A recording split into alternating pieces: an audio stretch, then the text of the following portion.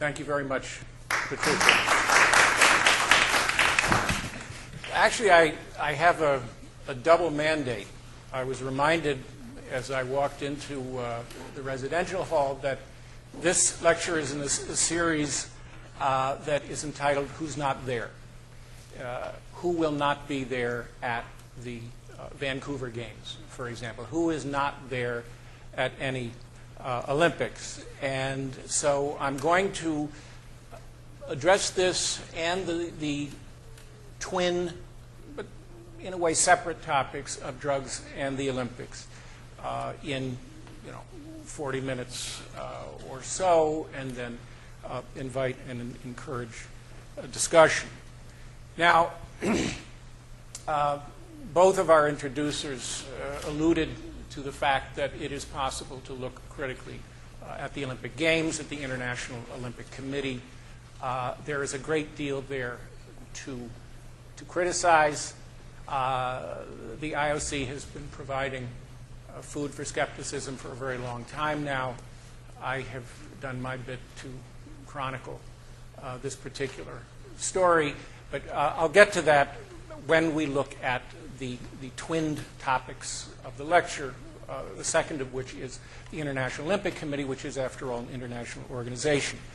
Now, from the standpoint of using Who's Not There as a point of departure, one could begin by looking at the Darwinian struggle to get to the Games and say that certainly a certain number of undoped athletes, athletes who refuse to use performance-enhancing substances, are not going to be there. That's one way of looking at it.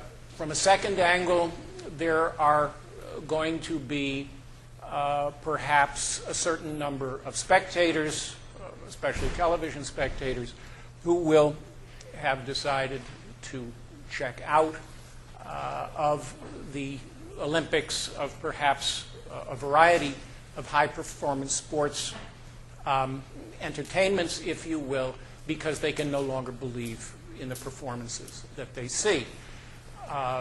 Specialists like me look back at the last decade or so since 1998 and see a tremendous process of disillusionment in the sporting publics, literally around the world.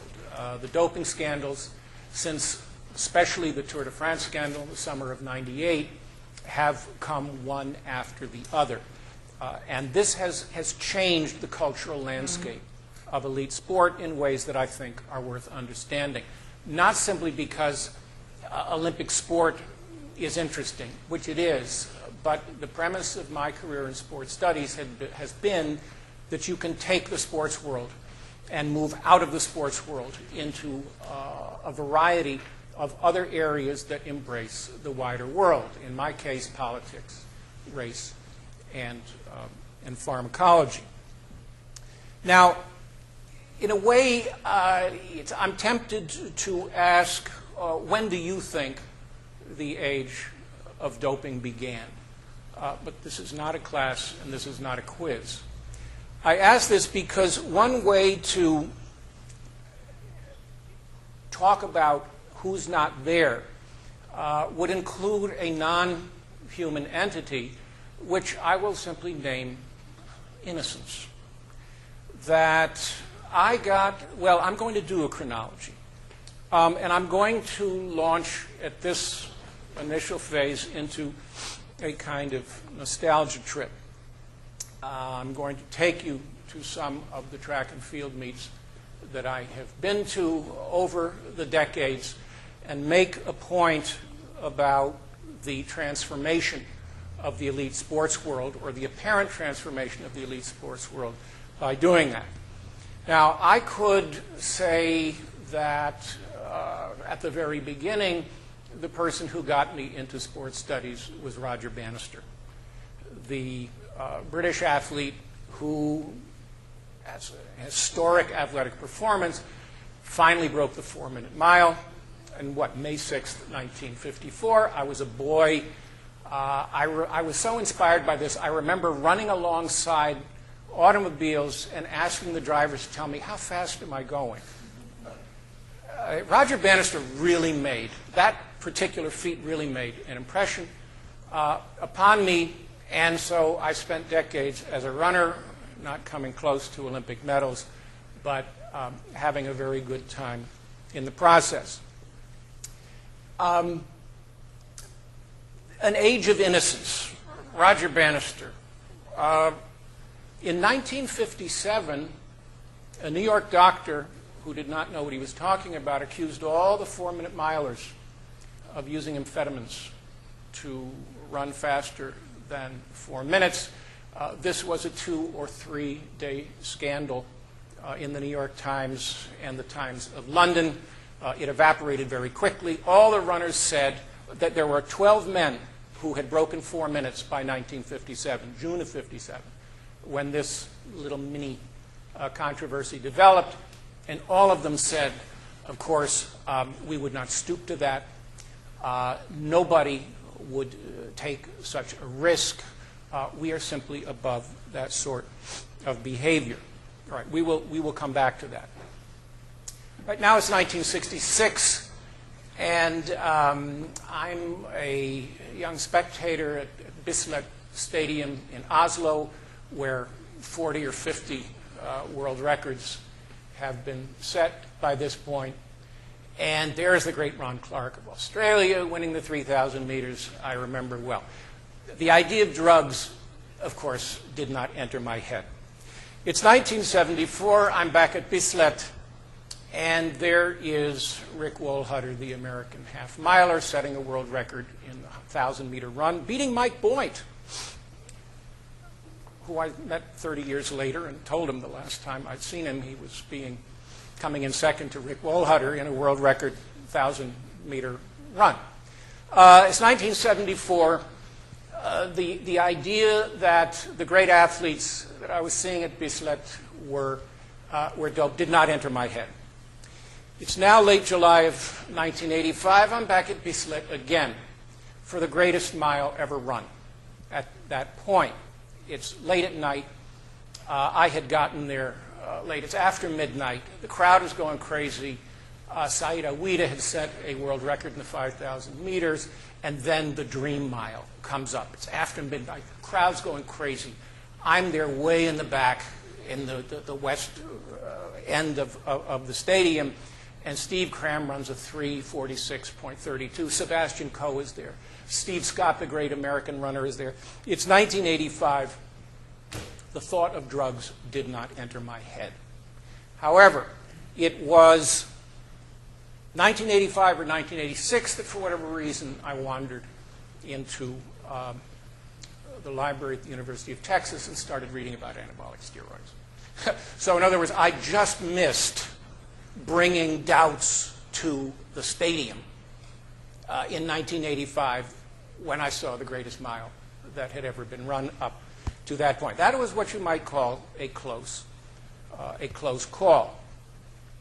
It is tempting, especially for those who do not invest years in the study of doping, which is most of the human race, fortunately, it's very tempting to say, you know, we've been through a decade of doping scandals, especially the one that broke the Tour de France wide open back in the summer of '98. I guess things were different before that. It is very, very tempting, including for informed people like myself, to look back and say, once upon a time, it was different. It would be very that is why I threw out the question, how early or late would the non-specialist estimate that the age of doping among elite athletes began to corrode the ethos, ostensibly, of high-performance sport. Okay, to address this issue, and of course the drugs and the Olympics, we'll get to the Olympics, but of course the Olympics are the greatest show on earth when it comes to presenting elite athletic performances to the world. It's performance theater. Okay, here is a brief excerpt from an essay published in 2005. In the 1960s, however, the newly formed IOC medical committee's nascent interest in promoting an anti-doping pedagogy collided with an attitude among some athletes that held that they had a right to use performance-enhancing drugs. This is the 60s. This is not post-1998. When you really look into the history of doping, the idea that anabolic steroid use, doping in general, is some sort of a recent perversion turns out to be mistaken, and that is interesting. For example, though there was no centralized drug testing at the 1964 Games in Tokyo, some spot checks were done, but many athletes simply refused to cooperate with the medical commission. Basically, mind your own business. The British doping experts Arnold Beckett and David Cowan later noted that, quote, many of the sports writers agreed with the athletes who felt they were entitled to the drugs of their choice. Quote, they complained that the tests were interfering with their rights as individuals. They were not convinced that the tests were fair and gave correct results. And at this early stage of doping control science, they may very well have been right. They had experience of what was happening on the continent in professional cycling, which is lots and lots of amphetamines, and therefore they had quite legitimate doubts as to what they were about to be subjected to. At this time, quoting Beckett and Cowan, the question was sometimes asked, why should not the right of choice to be allowed to any competitor to use any method of training or even any drug despite possible danger to health or life? If he dies in the attempt to excel, is that not his responsibility? This is the 1960s. And so I comment, the persistence of this libertarian approach to athletic pharmacology, and a libertarian approach to pharmacology that is very common in other sectors of society. The athletes get a great deal of attention so far as policing their pharmacological habits are concerned. They are really quite exceptional in that sense, and this is something that is worth our attention. This libertarian approach has bedeviled the anti-doping campaign ever since.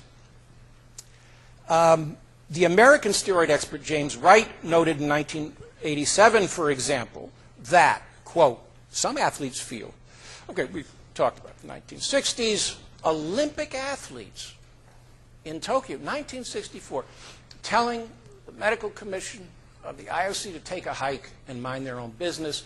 Their use of drugs is a private matter. And so James Wright says some athletes feel that they are not violating the letter or the spirit of the Olympic Code because they think of their steroid use in terms of replacement therapy. These are drugs that help the body recover, says the athlete, from physical and emotional stress. And if the hormone levels are reduced because of stress, then I suppose the argument could be made that it is a replacement dose. So the idea that once upon a time before 1998, or even once upon a time before anabolic steroids began their epidemic spread throughout entire branches of elite sport during the late 1960s, the idea of the age of innocence, I believe, turns out to be a kind of an illusion. And I've tried to write the history of this in the book Mortal Engines. Okay, now let's go to the Olympic Games and look at the evolution of the doping issue. I have described to you my own age of innocence, enjoying world records without suspicion of doping. Okay. Here's a very brief Olympic chronology that demonstrates how the Olympic Games over the past half century or so have, in effect, functioned as a showplace for the doping issue. In 1960 in Rome, Danish cyclist Knud Enemark Jensen drops dead off his bike in late August in the heat. They'd given him some sort of a stimulant. This was a much noted event. It's a little landmark in the history of doping. Already talked about 1964. the libertarian attitude of elite athletes at the Olympic Games. They are not shy about expressing. In the 1968 Mexico City Olympic Games, there was rampant doping, an enormous amount of doping. This is when the IOC, the International Olympic Committee, begins very tentative testing for quote-unquote drugs. Apparently amphetamines are not that hard to detect. That may be all that they were trying to find in 1968. Were we thinking about a doped Olympics in 1968? I mean, this was the sort of event that I was paying careful attention to 40 years ago. I'm not sure the idea of doping ever crossed my mind. It's 1972, the Munich Olympic Games. Comments are made about the appearance of the East German female swimmers. I remember, that's right, at the time of those games, September 72, I was in Oslo, pick up a paper, and there's a Swedish doctor saying, I mean, just look at these women. They're using steroids. You know, they're masculinized. Nobody listened. What happens? Now it's 1976. The Montreal Olympic Games. The East German female swimmers are back, and how they win a staggering proportion of the swimming medals. That's right, the West Germans tried to pump up the intestines of certain athletes with air swimmers in order to make them more buoyant, so they'd be faster through the water. I mean, the idea that performance enhancement was just some kind of East German specialty is mistaken. They were the ones who pursued it en masse, who assembled the army of 1,000 scientists and technicians, et cetera, who gave anabolic steroids to thousands of young people, including girls at 13. I mean, it was criminal medicine. They just took this farther than the rest of the world. All right, now we're at the 1980 Moscow Olympic Games. No positive drug tests. None. None. Gold medals galore by highly doped East German track and field athletes, for example. Not a single positive. That's called corruption. Okay. In other words, the International Olympic Committee's supervision of drug testing, administration of drug testing, had obviously just broken down. And you have zero drug tests at summer games where there were tens of thousands of athletes. Again, this did not cause controversy except among a tiny number of specialists. The fact that the IOC did not react to this obviously absurd result tells you a great deal about the International Olympic Committee's toleration of doping so long as the show went on. After those games, the West German doping expert, scientist named Manfred Donecke, got hold of lots of urine samples, and he determined that something like 20% of the samples given by track and field athletes had contained much too much testosterone. In other words, these people had been testosterone doping. And it had not been detected. Perhaps it was undetectable, especially if you take low doses. But the idea that the Moscow Games would not produce a single positive drug test demonstrated the corruption of the drug testing process. In 1984 Los Angeles Olympic Games, there were doping positives suppressed. But the most amazing story is the conduct of the American cycling team at Los Angeles and the way the United States Olympic Committee responded to these events. What happened, very briefly, is that 7 American cyclists were given blood transfusions in a motel room. They were not given their own blood. This was totally incompetent from a medical standpoint. It was dangerous. Some of these people won medals. And when Sports Illustrated published one of the best exposés they have ever done in the last half century on this. The reaction from the United States Olympic Committee, which, like other Olympic committees, would theoretically be a custodian of values, they disciplined no one. That their medals were not taken away. It was extremely embarrassing, but interestingly, the system accommodated this sort of medical and sportive corruption. And if you asked the American on the street these days, have you ever heard about the Los Angeles blood doping scandal of 25 years ago, people would not know what you were talking about. Canadians might better remember 1988, the Seoul Olympic Games, where in September the Ben Johnson scandal erupts, and there is a great deal of soul-searching in the Canadian sports and political establishments. How could this have happened? The initial reaction was, he can't possibly be guilty. Well, he was. You skip forward to 2004, to the Athens Olympic Games. There were quite a few anabolic steroid positives, especially if you follow the arc that goes from Latvia around down to Greece. This part of the world produced a lot of athletes who, frankly, were not clever enough to disguise their drug use. The Beijing Games, there's a number of positives, but the number of positives produced at the Olympic Games is vastly and unrealistically low in proportion to the number of athletes who are there and competing. So there, in a nutshell, is a chronology that combines the two topics of drugs and the Olympics. At this point, I want to talk briefly about the Olympic movement, so-called. They do call themselves an Olympic movement, and make good on my claim, I hope, that when you look at the sports world, you can learn a lot about the larger world as well.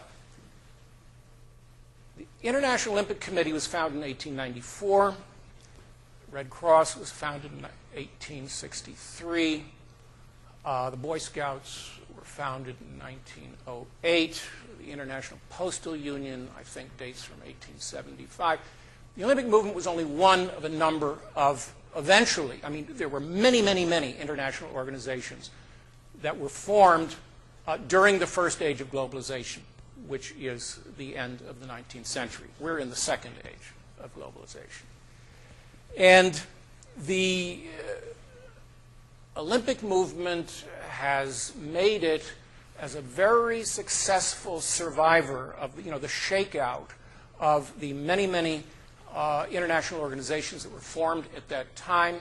It has, in my opinion, survived as a form of show business internationalism, as opposed to, say, the humanitarian internationalism of the Red Cross or Amnesty International, etc.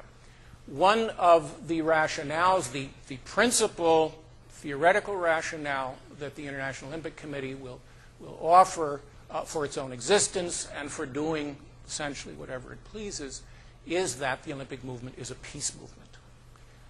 I think that this is a fallacious claim. I think that it is possible to demonstrate that that is a fallacious claim. But in any case, when the Olympics come to Vancouver or anywhere else, they come with a claim that they are improving the world. It is no accident that there is some sort of counter or anti-Olympic activity within this province as the Olympics approach only several months away. There often is. And looking at what happens to local people, looking at the balance sheet, looking at who is going to pay for what, is an appropriate exercise before an Olympics comes to town. In Seoul in 1988, one of the appropriate exercises was counting the number of people who were being displaced, poor people being displaced for their homes or thrown into prison as dissidents so that they would not make trouble during the games. In 1980, of course, the Soviet dissidents were told by the KGB to get out of town and stay out of town until the Olympics are over. So when the Olympics come to town, you're getting a visit from an international organization of late 19th century provenance, like some other important ones, that has a very specific claim to make about its value to the world. And that is something to be aware of as thoughtful citizens anywhere receive an Olympiad and maybe try to think about it. I'll tell you one aspect of the Olympiad that caught my attention in the International Herald Tribune a few weeks ago was the claim that foreign athletes were not being allowed as much time on the venues as they wanted. And there were unapologetic remarks, at least quoted in the Herald Tribune, to the effect that, well, this is home field advantage, and that's the way the cookie crumbles, and we've got to win our medals. Well, the "we've got to win our medals" claim is the one that I'm going to take a hard look at tomorrow, I think here at 12 o'clock. But this is another effect that the Olympics have on lots and lots of countries. Billions are spent in pursuit of medals, and there is very little inquiry about how much those medals are really worth in relation to the number of dollars that are spent. Okay, at this point, I want to go back to the whole issue of, well, doping. The sort of preamble to doping history is the history of interest in extreme human physiology. And I want to spend a few minutes talking about that. When you look for the origins of the high-performance sport that are going to be on display in a few months in Vancouver and have been on display at Olympic venues for many decades now, you take it back, I think, to the 1890s, when there is a real fluorescence of physiology, of human physiology, in Europe, especially in France and Germany, in the late 19th century. And what happens is that scientists become interested in the human organism as it responds to extreme conditions. There are a variety of types of curiosity. They would heat people up and see what happened. There was a French scientist who, at least on one occasion, rode to the guillotine with a condemned man, got out, they guillotined him, and what the scientist did was to study the functions in the severed head. This was in the transactions of the French Academy of Sciences, something like that, of which we have a run at the University of Texas.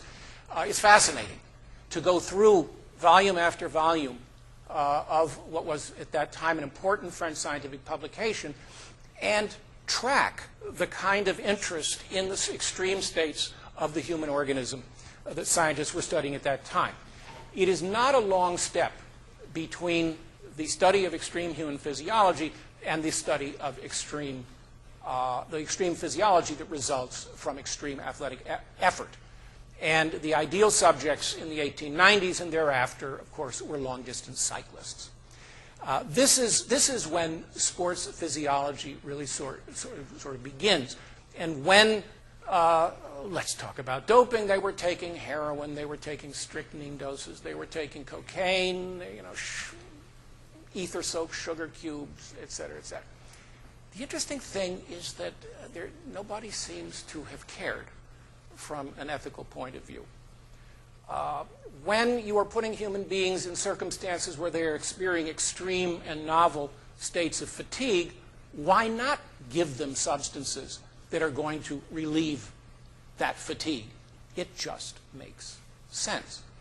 So what I'm alluding to is this very important cultural change that, to the best of my ability, that I've kind of located in the 1920s, when moral, ethical concerns about doping begin to become a public topic in Europe, for example.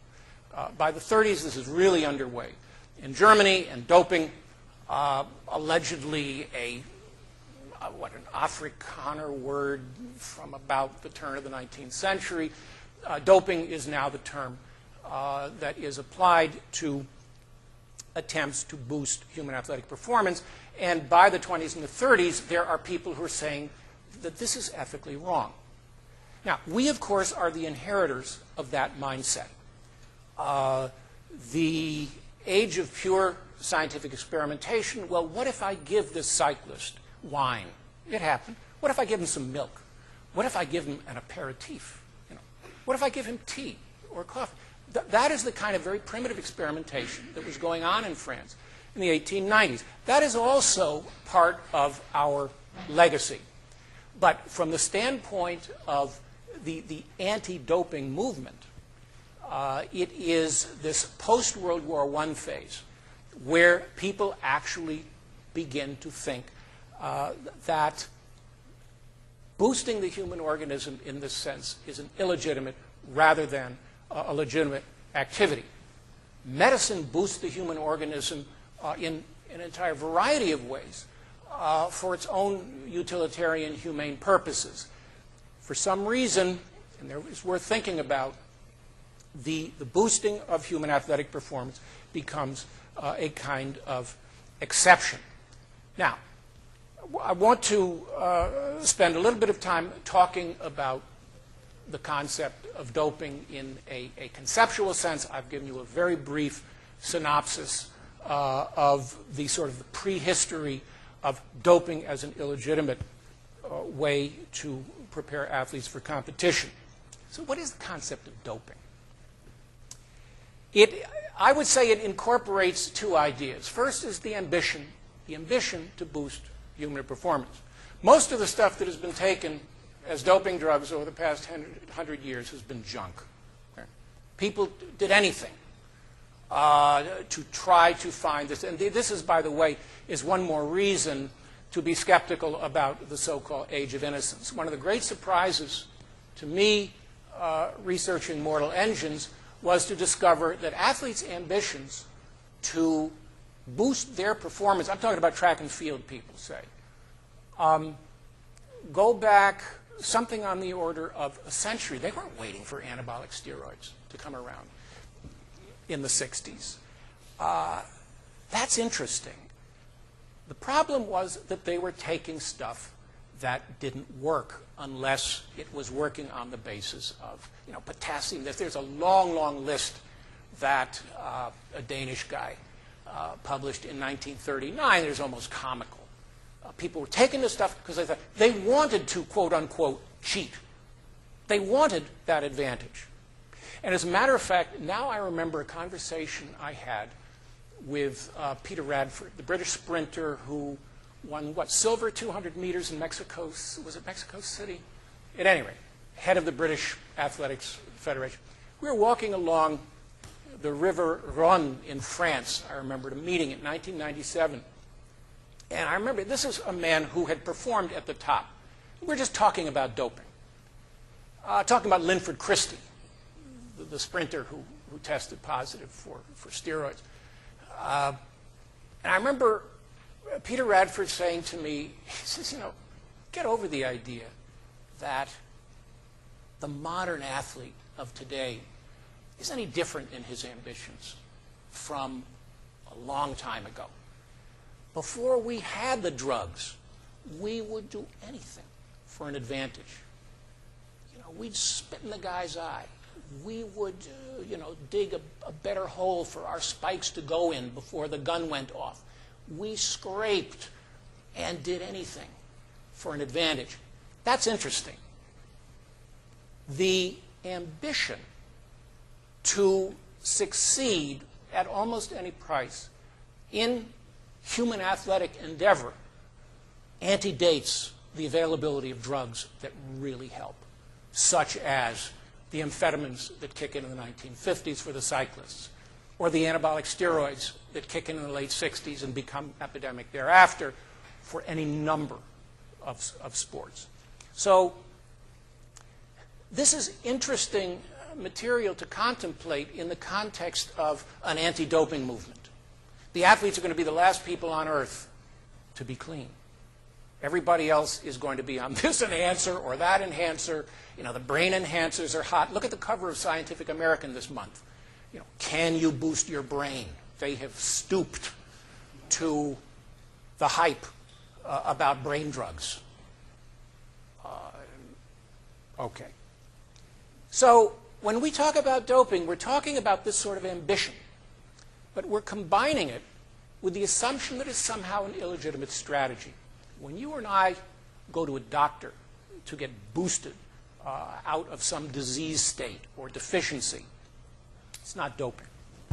I would claim, and we don't have time tonight to really review this one, that the entire concept of what constitutes enhancement as opposed to therapy is changing, and that the medical industry is, and certainly the pharmaceutical companies, are much more inclined than they were 20, 30, 40 years ago to construe a therapy as merely a therapy. A lot of stuff is sold as both therapy and enhancement. It can be impossible to distinguish the two. The twin pillars of the anti-doping argument that we are familiar with for the last 30 or 40 years or so are ethics on the one hand. This has an interesting history, and of course health concerns, which raises the interesting question. If these are the twin pillars of the anti-doping argument, what happens when you produce a doping agency without side effects? Doping agent, excuse me, without side effects? What if you take the legs out from under the health argument and you're left with nothing but ethics, so-called? What if you are trying, as the anti-doping movement does try, and as I mentioned earlier today, I'm not interested in watching doped athletes. I'm not pro-doping. I think it's a shame. I really am old-fashioned. I really believed in the age of innocence until I started doing some research and learned some lessons about the nature of human athletic ambition. So what if you're left with just ethics? What if ethics doesn't apply to the doping situation? What do I mean by that? I'm thinking of a paper, a talk, informal talk I gave in Toronto several months ago, the title of which went something like, is it possible to educate elite athletes out of their doping habits? I've come to the conclusion that you really can't. You can force elite athletes out of their doping habits. But in the 25 years or so that I have been working in this field, the discovery of the repentant doper has been a very, very rare event in my life. Now, that tells us, well, it tells me something anyway. You can have as much or as little faith in my research as you wish. But I've been paying attention. Repentance is really hard to find. Why is this significant?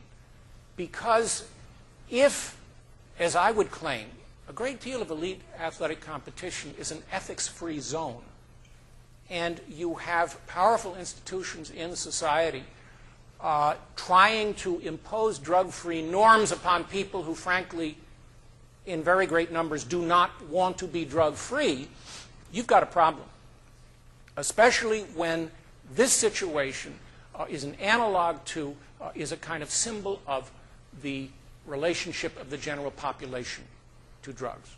I mean, the sort of shocking example that I mentioned earlier today was in contrast to a world we know in which elite athletes are constantly, are regularly, outed as dopers, held up to disgrace, I think with successively little impact, frankly. When you look at all the big Major League Baseball stars who have been outed as dopers, and you've seen the very, very small impacts on their careers, that is a sign of something.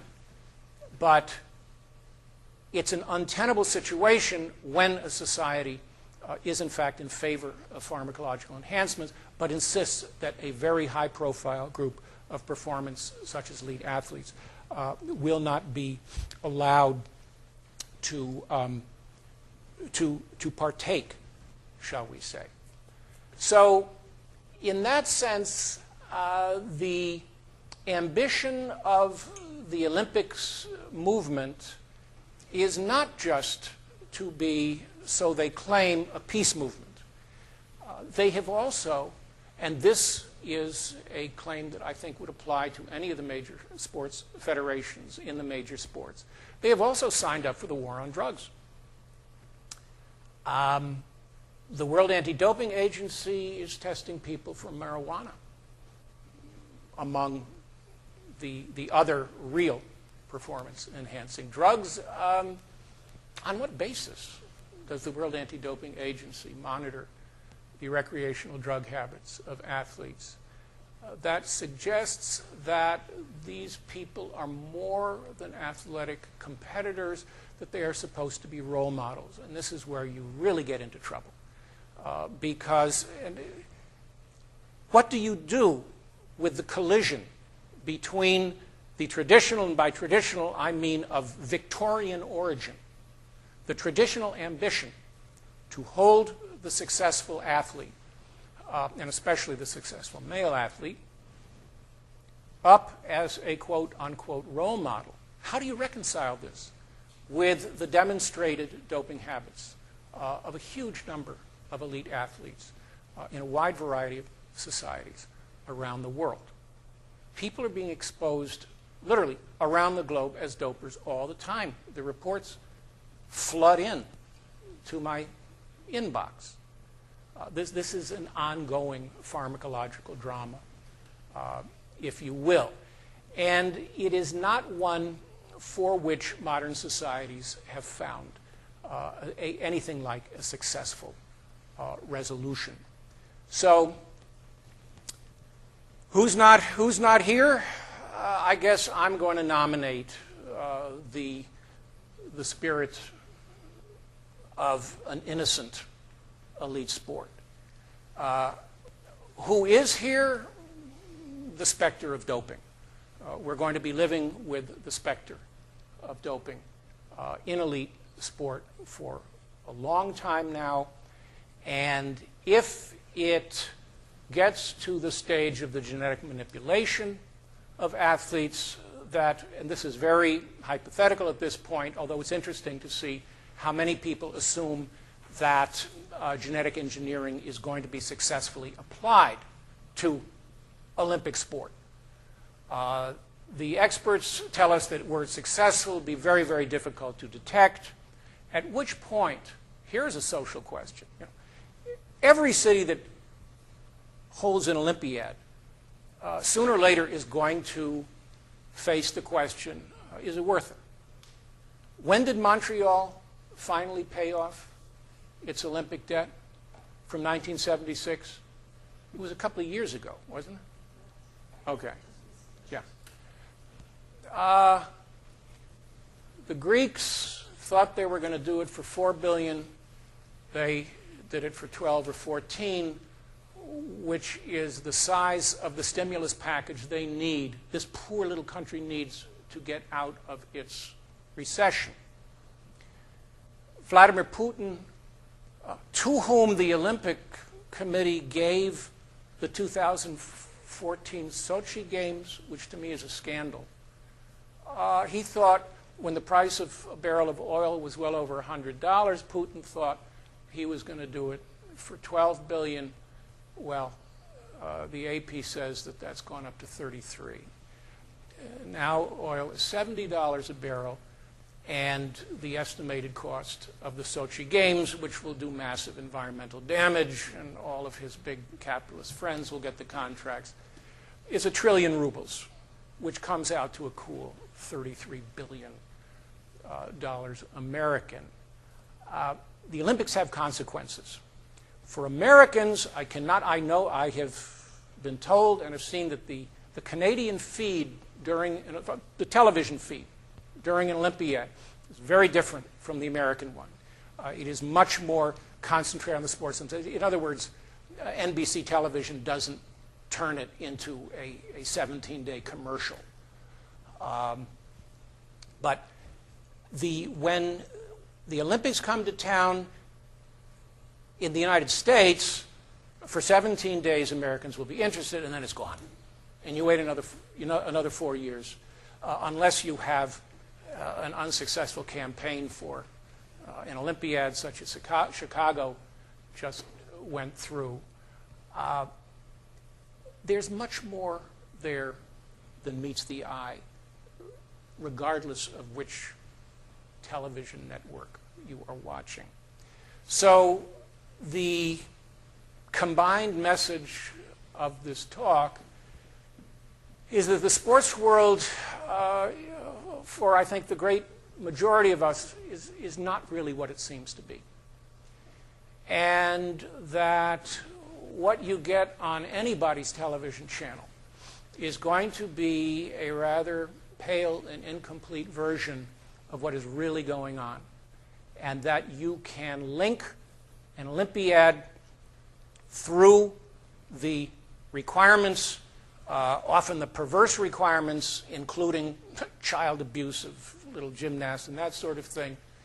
You can link the perverse requirements that are imposed upon high-performance athletes to a peace movement, an Olympics movement that is not in control of the applied science that is invested in elite athletes, but will be given a pass, credit I think it does not deserve, because it has to date successfully presented itself as a peace movement that is going to do good things wherever it goes.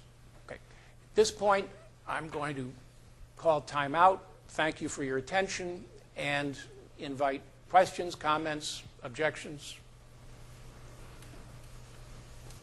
Thank you. I'll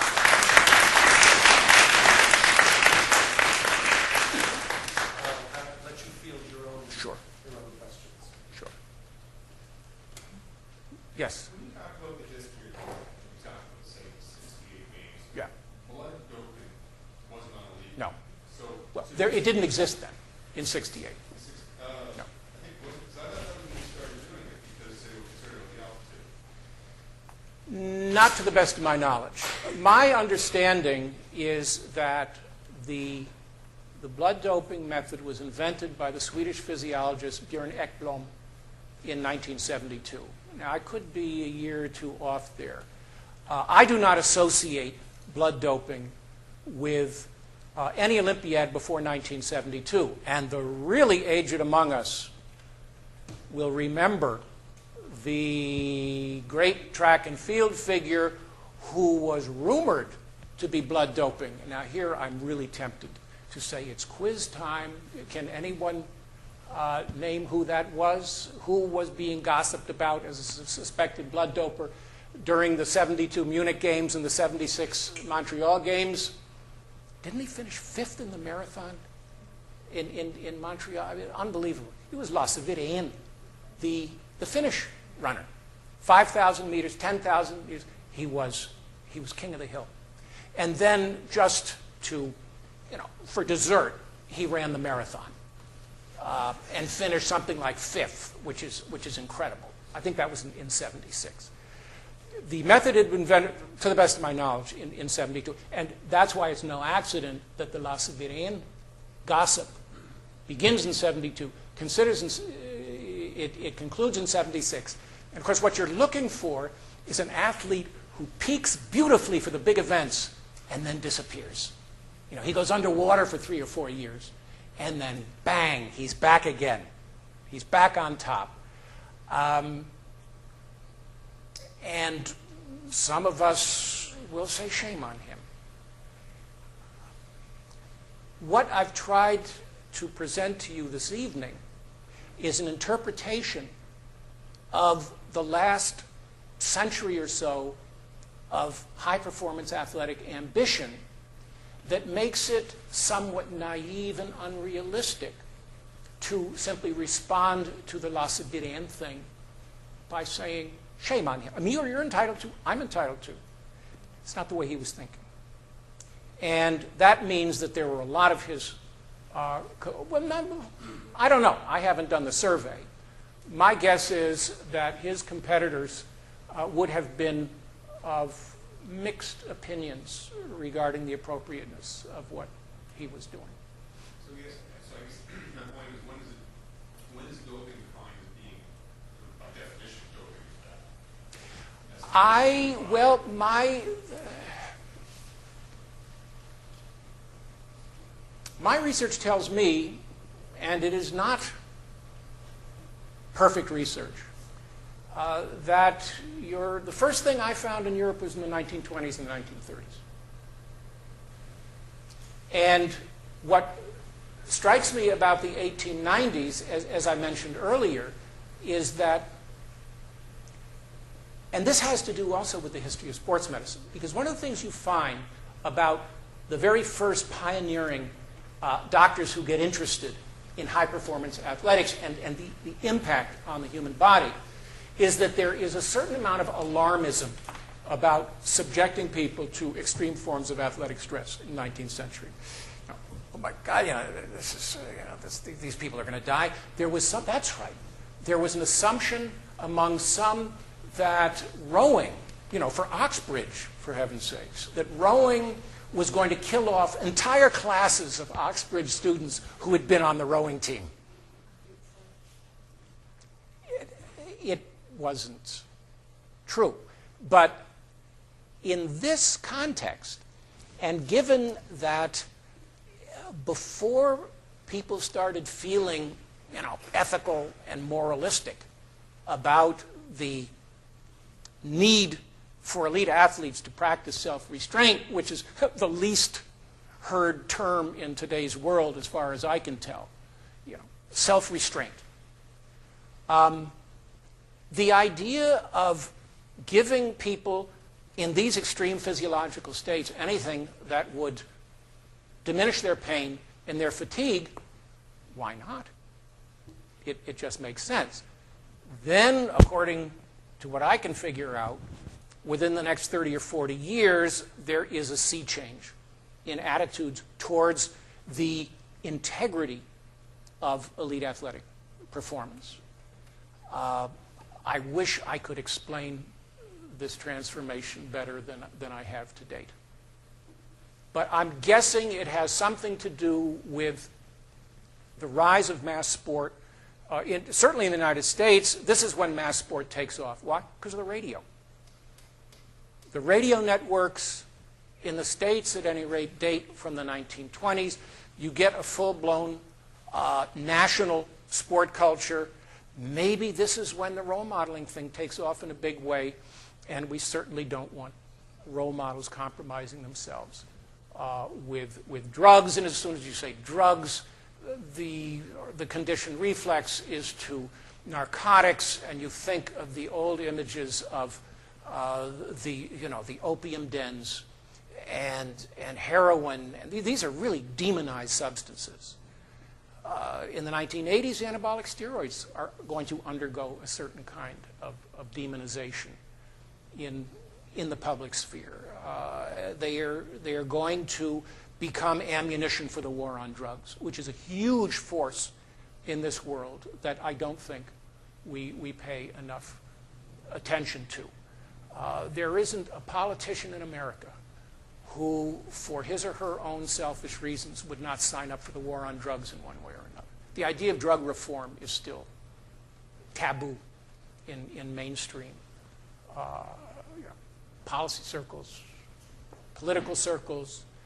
And one of the things I'm saying is that the doping scene in elite sport now belongs to this world.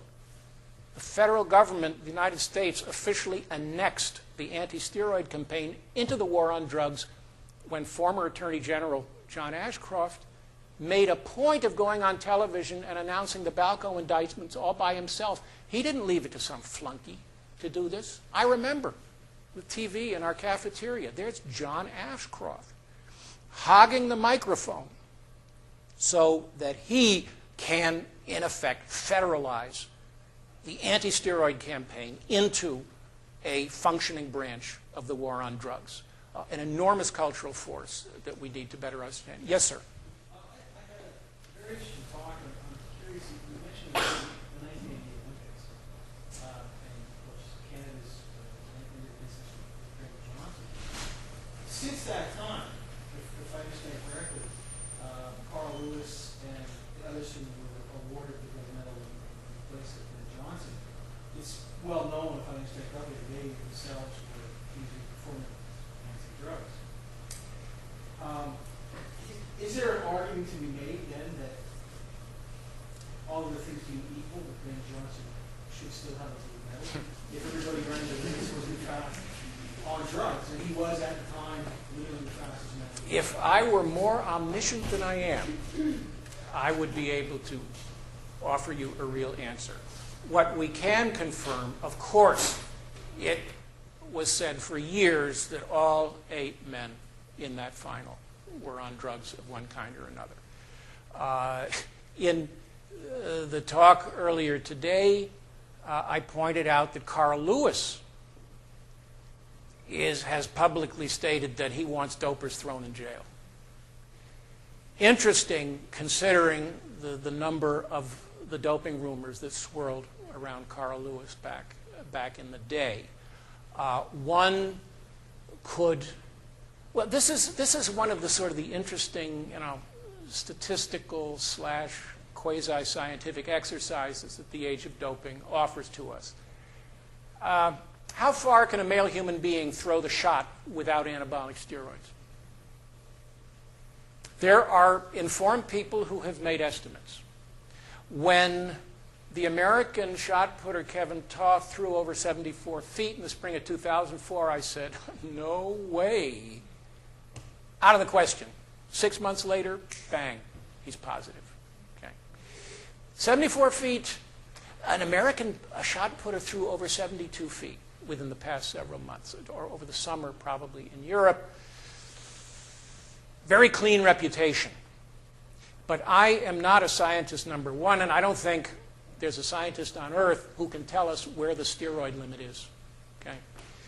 You can apply the same thing, the same standard, to Johnson and Carl Lewis and the elite 100-meter runners, say, of the last 20 years in the following way. It wasn't before Usain Bolt came along and basically rewrote the history of the event. Okay. At one point, 3 of the 5 men who had run under 9.80 seconds, we're talking about Ben Johnson, we're talking about Tim Montgomery, Justin Gatlin, a couple of other people, 3 of those 5 had already had tested positive for steroids. At which point you have to ask the question, which is not the same thing as having an answer. You have to ask the question, now wait a minute. If at this point 3 out of 5 of the people who run under 9.80 seconds are already doping suspects, would it be legitimate to say that 9.80 is probably the limit for human beings who are not assisted by anabolic steroid use? It's just a question. And in the case of Bolt, you hope that this is just an outlier of the century, the outlier of the century. I don't suspect Bolt as much as I might, because I read that when he was 15 years old, he ran a 20.5 200 meters, which is unthinkable at the age of 15. 20.5. Freak of nature? Let's hope so. Yes, sir. Bolt, 3 or 4 weeks ago in Flames magazine did this article basically saying he's fast. He must be good. There's no way to be fast. Yeah. Period. And they had this curve. They showed, here's the curve of the 100 meters line. Here's Ben Johnson. He's way down below the curves. He was good. And here's Bolt. He's way down below the curve. He's good. But if you look at Ben Johnson's time, if you now move that over the curve, like everybody that Bolt's beating is running Ben Johnson's time. Yeah. So it's not possible to run Ben Johnson's time unless they're all doped. But then if they're all doped, how can Bolt set it faster? So I think it is, like you say, he's just Johnson doesn't. But there's no evidence that being that much faster doesn't just make you the statistical outlier. Well, very interesting question, and one that I've posed to myself in recent times. How is it that there's so many people running Ben Johnson's time and he was doped to the gills? In the case of Bolt, apparently it has been measured that he has a stride that is X% longer than anybody else's stride. I mean, he's one of the tall sprinters. He's one of the tallest elite sprinters there's ever been, as far as I know. You know, the real significance of it is that we are having this conversation. And that the history of doping and the attraction, the sheer attraction of elite human athletic performance fascinates us to the point where we engage in these sorts of speculations. And there is an ethical dimension to it. But ethics isn't the whole story, because there is a fascination with great performance, doped or undoped, that appears to be part of, dare I use the term, human nature. And now I'm up. I don't have it here. It's in the other folder. But when I was preparing the talk for earlier today on should dopers be criminalized, interesting question, I came across a passage in my own book, Mortal Engines, from 1992, that is relevant to this. And what I did in that passage was to quote Dr. Wildor Hollmann in the 80s in particular, a very, very prominent German sports physician, sports scientist, who got involved in the doping issue in Germany in a very public way. He was always being quoted in the mainstream press, et cetera, et cetera. And talk about medical ethics issues. Hollmann was asked, well, with all this doping going on, how can you ethically justify your consulting with these elite athletes who dope themselves? And by the way, we haven't even touched the topic of the sports physician, okay, which is a chapter all by itself. And Holman's response was, I am a doctor. I cannot leave my patients in the lurch. I cannot leave these young people without medical counsel they can rely on. And then he added something interesting, which bears on the criminalization issue and the whole issue of what human ambitions are for athletes and what they ought and ought not to be. And he says, the drive for performance, Leistung, a very loaded, interesting German word, the drive for Leistung is inherent in the human being. And that's just the way it is. Now, that is a claim that goes places. It has implications. It means, for example, that if the drive to perform at the highest level is simply a part of human nature, is this a drive we want to criminalize by putting dopers behind bars, for example? Okay? it's an even worse conundrum than that one. I mean, that's a legal issue.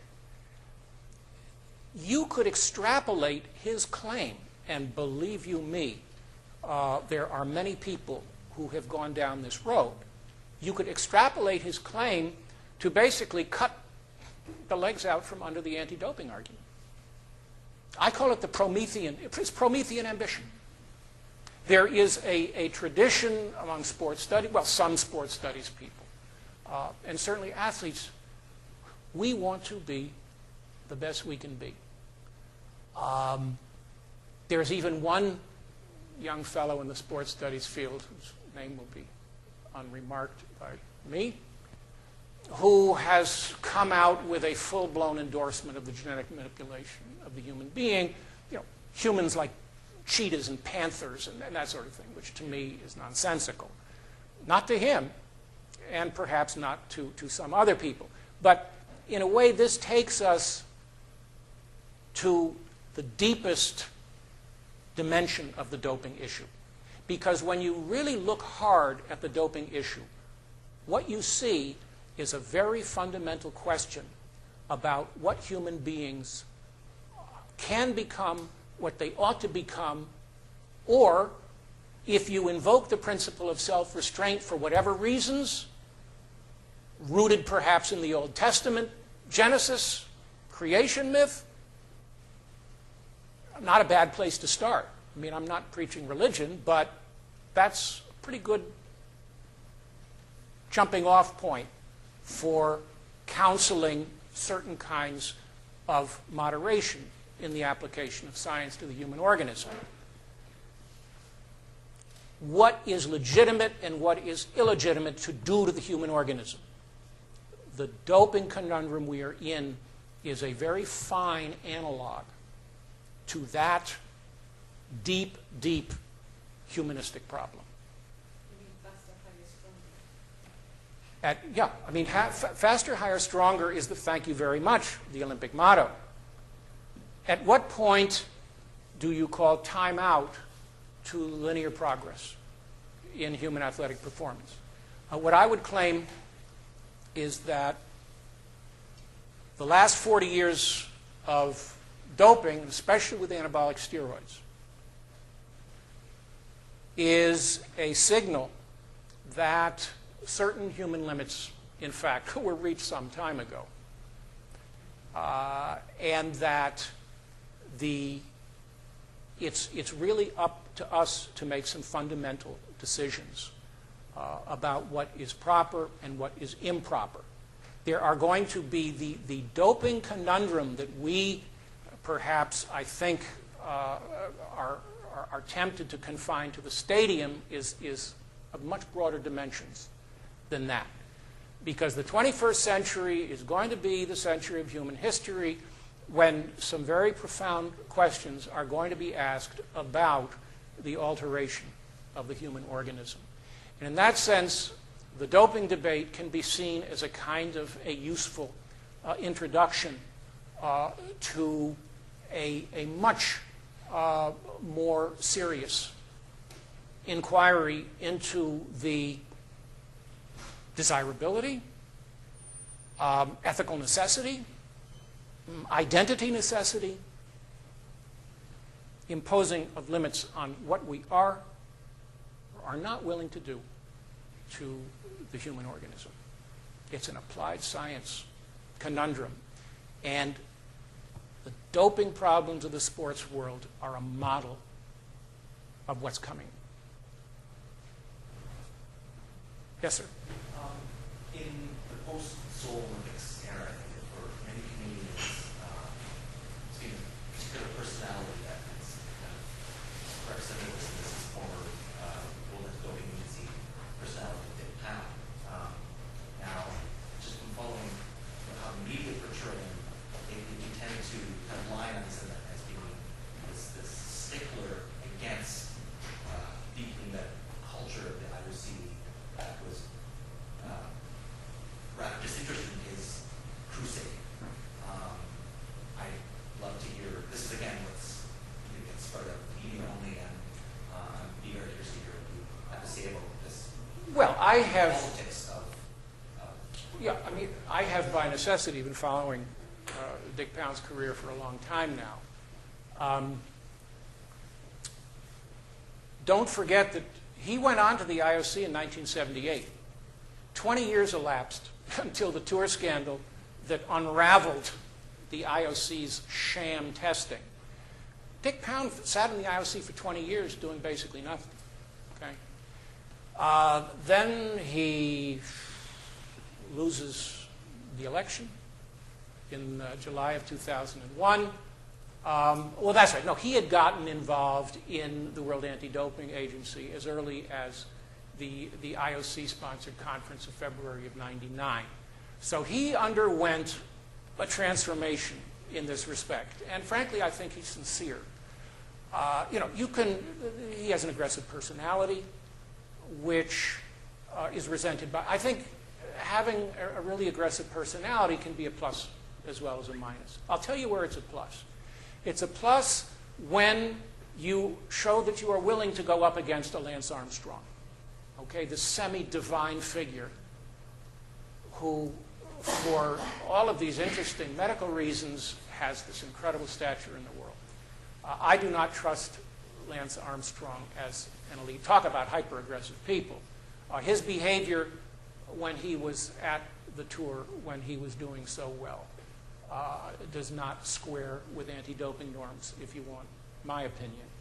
So to the extent that the head of WADA has got to go after the big dogs, regardless.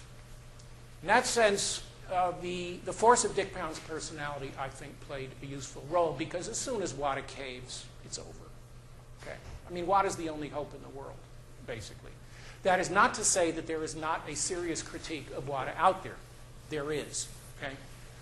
That is in part because people are people, because any bureaucracy is going to develop certain habits and disadvantages. Come on, WADA has become a career. WADA is an institution that has developed its own interest in maintaining itself as an institution.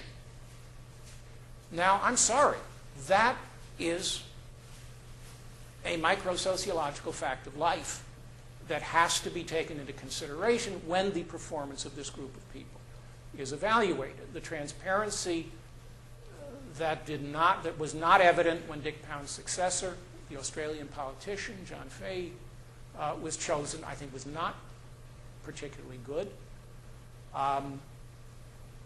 But there's Dick Pound in my nutshell. I mean, I actually had an extended conversation with Dick Pound in Toronto back in May, and it wasn't really about doping. I think the news from that conversation is that Dick Pound's basically positive assessment of the IOC is quite intact. It's not an assessment I happen to agree with, but I think he really accomplished something with WADA. They went into business in January of 2000. It's a very, very difficult job. I mean, the whole point of my talk, in a way, has been to illustrate how complicated it is to try to do this. So, yes, please. I heard Dick Pound talk, I guess, a year ago, just as he was leaving WADA, and someone in the audience asked, how do you determine when a new technique or a new drug becomes prohibited? And the example was the hypoxic tense. And he also mentioned your twin pillars of ethics and medical. And you said, what would happen if there were no side effects, or if we weren't paying attention to medical?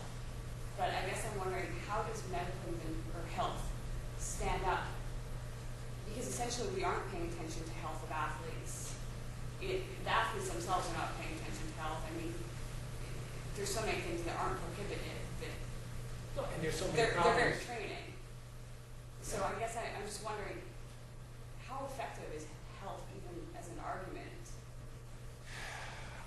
I'm reminded of a conference on high-performance sport I was at a few years ago in England, and talking at some length with some sports physicians. I mean, people who were tending to the elite athletes on the British track and field team. And, well, I think that their opinion, and it's an opinion I think can be supported by other evidence, the idea that being an elite athlete is healthy in the first place is often mistaken. And that high-performance training, full-time training with a dozen specialists surrounding you, the physiotherapist and the masseur and the sports psychologist and numerous others. This skating on the edge of all sorts of injuries, okay? They talk about whether humans are fair to thoroughbred horses when they breed them into fast but fragile creatures, and then bang, every 200th race there's a catastrophic accident. There's no accident that the last chapter of my book, Mortal Engines, is called Horses and Humans. Because guess who was being dope tested in 1903? It wasn't people. It was horses. Why? How can you bet intelligently on a doped horse? Or, excuse me, on a horse that's running against doped horses? So, I mean, to what extent are elite athletes, in effect, consenting to be treated like horses? You always have to look at the incentive structure, the career building aspect of this, this intense desire to distinguish oneself in that maybe one chance you're going to have. It's not an entirely healthy or wholesome subculture, but it is a subculture that is of second half of the 19th century origin, has been with us for a long time now, and it seems to be gaining rather than losing momentum because it's an entertainment industry. And unless we preserve an awareness of these kinds of frameworks, these circumstances, these contexts in which what we call, elite sports operates, we're not going to, it's wheels within wheels within wheels. We're not going to understand what is going on. We're simply going to be consuming the entertainment. And then when problems occur, when this hero or that hero tests positive for this or that, it's going to be upsetting, but is it going to change anything? One example that nobody knows about because it's a small, remote country in terms of role modeling. I mean, this was traumatic. This is Finland, the Lahti cross-country skiing scandal of 2001, where if you lined up the half dozen most revered athletic figures in Finland and put them on a stage, and then you brand them all with the scarlet D for doping all at once. Okay. They all tested, what is the blood expander or something. All of these people, simultaneously, sports heroes of a small country, sport of nationalism, in my opinion, tends to be especially intense in small countries. These people are important. It was, from the standpoint of, it was carnage. From a publicity standpoint, from a role modeling standpoint, from, oh my God, we have lost a cultural institution of our little country of 3 or 4 million people. It was carnage. It was fascinating for me to read about. But that's part of today's sports world. Yes, please. I wonder if on the medical side, the drug-induced, let's say, enhancement of physical performance isn't something that we do in our private lives ourselves. When we take painkillers, anti-flu medication to keep on performing while what our body really needs is rest. I think maybe there was a similar logic here. Well, I'm very glad you asked, you brought up this issue. Because I'm not going to agree with the painkillers unless it's just to keep the athlete on the field. I think it's important to distinguish between performance enabling and performance enhancing substances. You very correctly direct our attention outside the sports world per se into other domains of human achievement, what I call the range of performance types. Take, for example, my surprise 20 years ago when I suddenly learned that lots and lots and lots of orchestral musicians take beta blockers to beat stage fright. Okay. This is well known. The New York Times was running articles on this a number of years ago. Long, detailed, fascinating articles on doping among orchestral musicians. The scandal was literally inaudible. It never happened. Anabolic steroid use among policemen is very widespread. This issue has tried for 20 years in the States to get traction. It has failed, despite my best efforts, which obviously were inadequate. It is a fact that we do, come on, caffeine. You know, Starbucks has become a synonym for casual workplace doping. And my argument is that we have to take these factors we have to keep these things in mind as we assess the meaning of athletic doping and not fall into a kind of ignorant moralizing that discounts all these important factors that belong to the entire universe of pharmacological practices, which are more and more and more a feature of everyday life, as you point out. Without the drug ads on primetime television in the United States, I think the screen would go dark. That is related to what we're talking about. And a lot of this stuff it's not simply therapeutic. You're looking at various enhancements.